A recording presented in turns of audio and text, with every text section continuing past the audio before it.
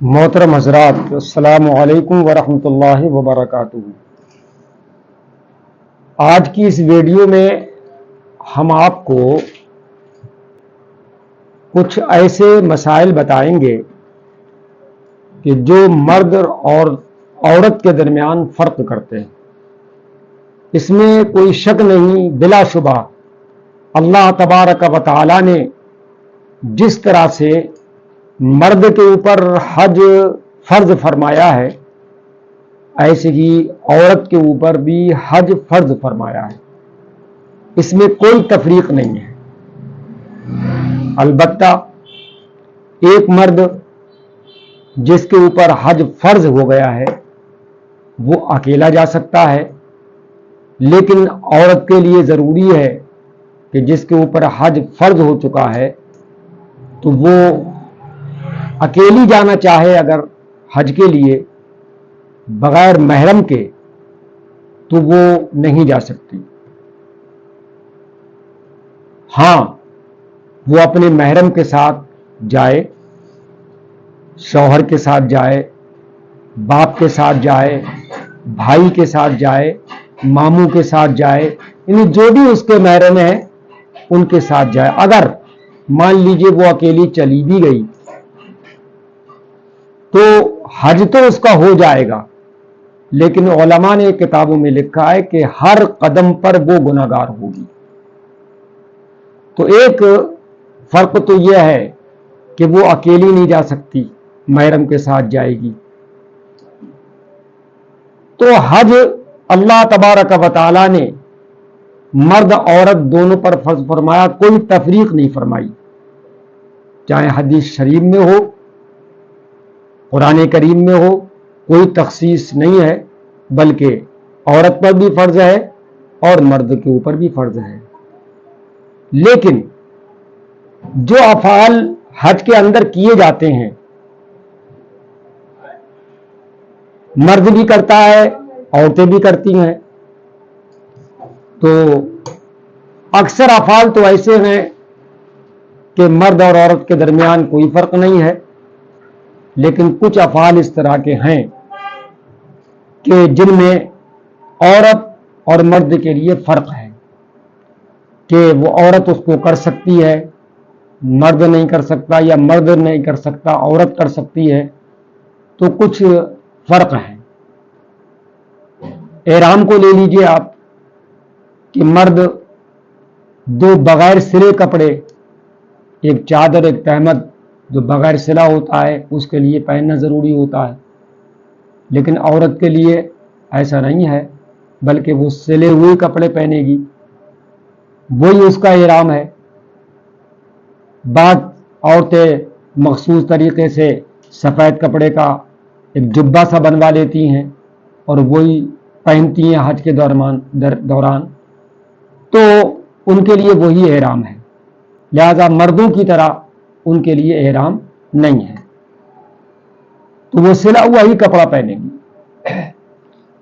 और एहराम के अंदर रहने के बाद मर्द और औरत के दरमियान कुछ मसाइल में फ़र्क है। जिस तरह हमने आपको पिछली वीडियो में कुछ वो बातें बताई थी जो हालत एहराम में क्या है, हराम होती हैं, लेकिन उन बातों में कुछ बातें इस तरह की भी हैं कि जो औरत के लिए मतलब फ़र्क के साथ हैं।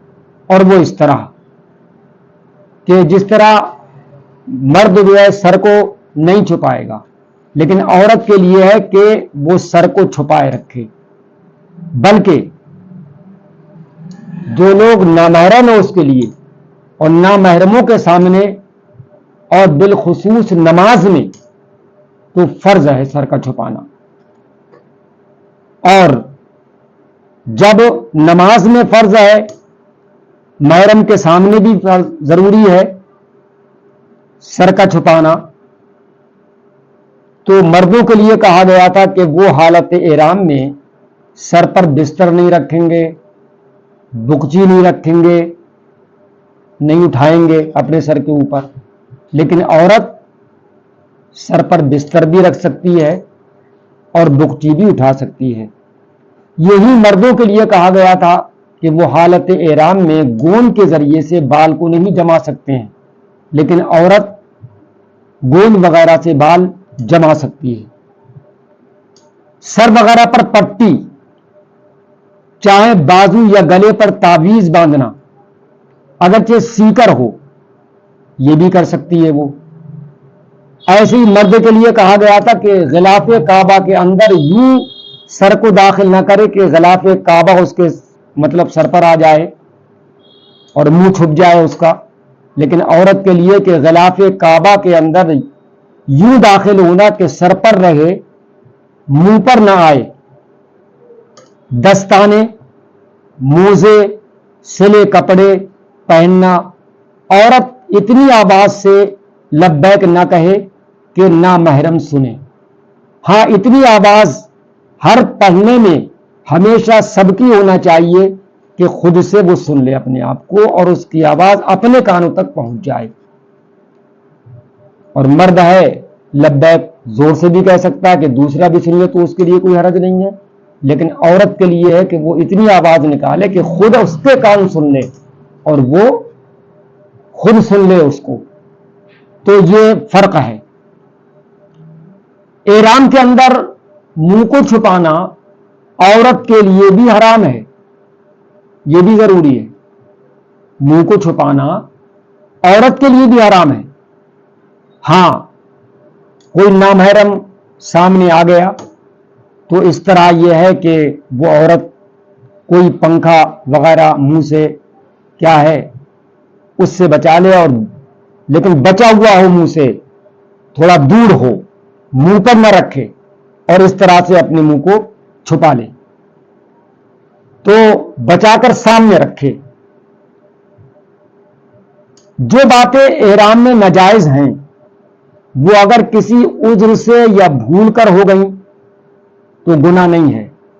یعنی جو باتیں ہم نے احرام میں ناجائز بتائیں تو اگر کسی عذر کی بنیاد پر یا بھول کر لی اس نے تو گناہ نہیں ہے، مگر ان پر جو جرمانہ مقرر ہے وہ ہر طرح دینا آئے گا، اگرچہ بے قصد ہو یا صحبن ہو یا جبرن یا سوتے میں۔ اور اس کے علاوہ دوسرا، مرد اور عورت میں جو افعال حج ہیں ان میں اور بھی فرق ہیں۔ مثلا یہ جو خانہ کعبہ کا طواف کیا جاتا ہے اور مسعی میں جا کے سعی کی جاتی ہے، وہاں بھی 7 چکر لگائے جاتے ہیں، یہاں بھی 7 چکر لگائے جاتے ہیں خانہ کعبہ کے طواف میں، اور سعی کرنے بھی 7 چکر لگائے جاتے ہیں۔ تو جتنے بھی طواف کے مسائل ہیں اور جتنے بھی سعی کے مسائل ہیں ان میں عورتیں بھی شریک ہیں، برابر معاملہ ہے، مگر کچھ باتیں ہیں۔ مثلا طواف کے درمیان، یہ طواف کرنے سے پہلے جو اجتباء کیا جاتا ہے، تو اجتباء جو میں نے آپ کو طریقہ بتایا تھا چادر ڈالنے کا، تو یہ اجتباء جو ہے مرد کے لیے تو ہوتا ہے طواف میں، لیکن عورت کے لیے نہیں ہے۔ ایسے ہی ان 7 چکروں میں سے جو 3 چکر پہلے کے ہیں، تو 3 چکروں میں جو تیز قدم سے تھوڑا اکڑ کے چلا جاتا ہے جس کو رمل کہتے ہیں، تو وہ رمل مرد کے لیے تو ہے لیکن عورت کے لیے نہیں ہے۔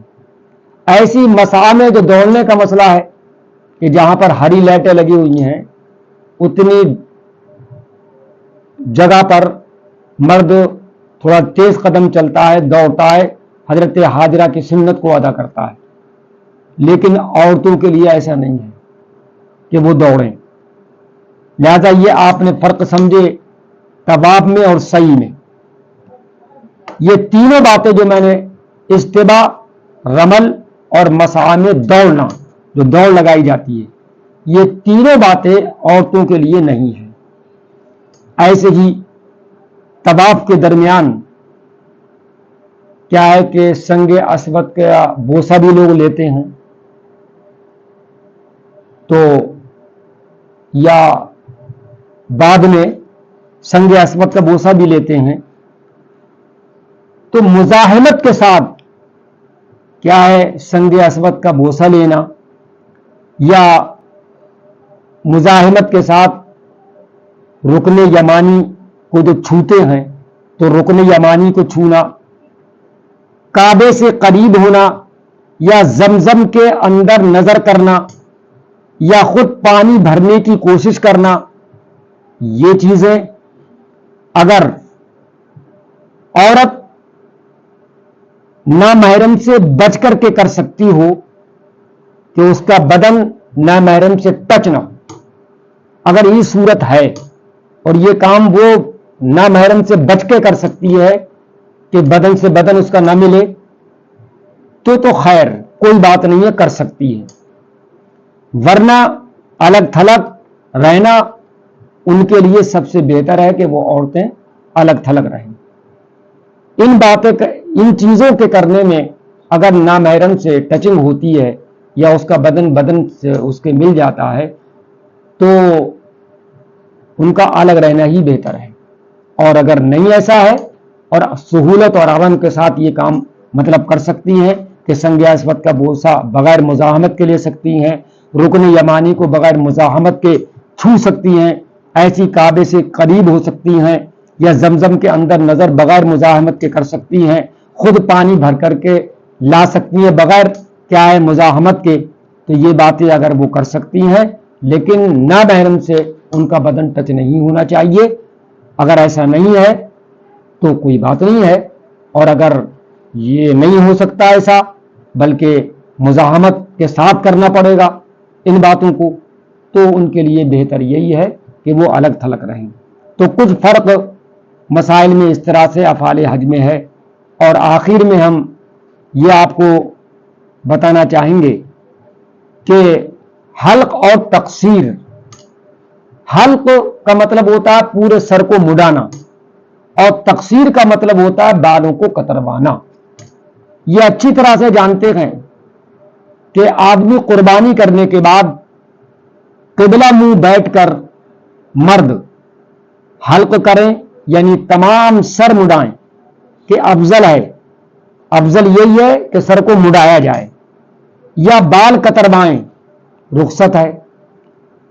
और रह गई औरतें, तो औरतों को बाल मुड़ाना ये हराम है। बस उनके लिए इतना है कि एक पूरा बराबर बाल कतरवा दें बस। एक आदमी वो होता है जो सिर्फ हज ही का इहराम बांधता है, जिसको मुफरिद कहते हैं। मुफरिद अगर कुर्बानी करे तो उसके लिए मुस्तहब है कि कुर्बानी के बाद हल्क करे, कुर्बानी के बाद हल्क करे।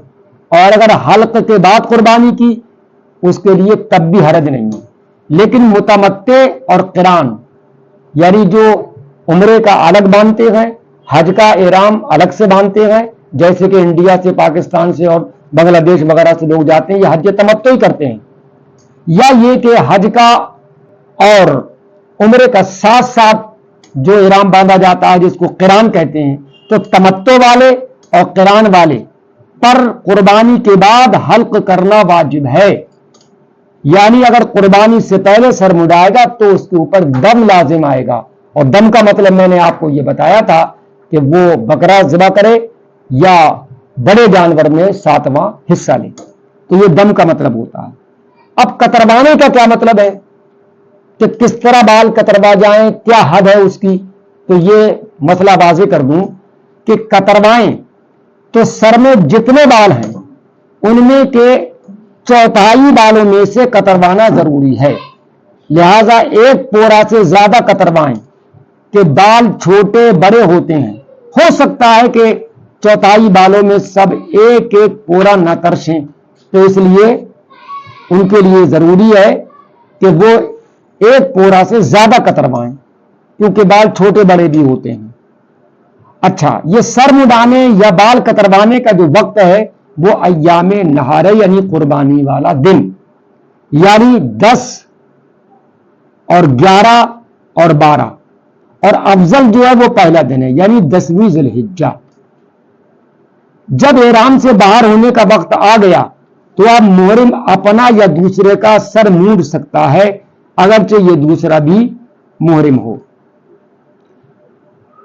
ایک مسئلہ آخر میں اور سن لیجئے، جس کے سر پر بال نہ ہو اسے اس طرح پھروانا واجب ہے، اور اگر بال ہیں مگر سر میں پھوڑیاں ہیں جن کی وجہ سے مونڈا نہیں جا سکتا، اور بال اتنے بڑے بھی نہیں کہ کتروائے، تو اس عذر کے سبب اس سے مڈانا اور کتروانا معاف ہے، یعنی ساقط ہے۔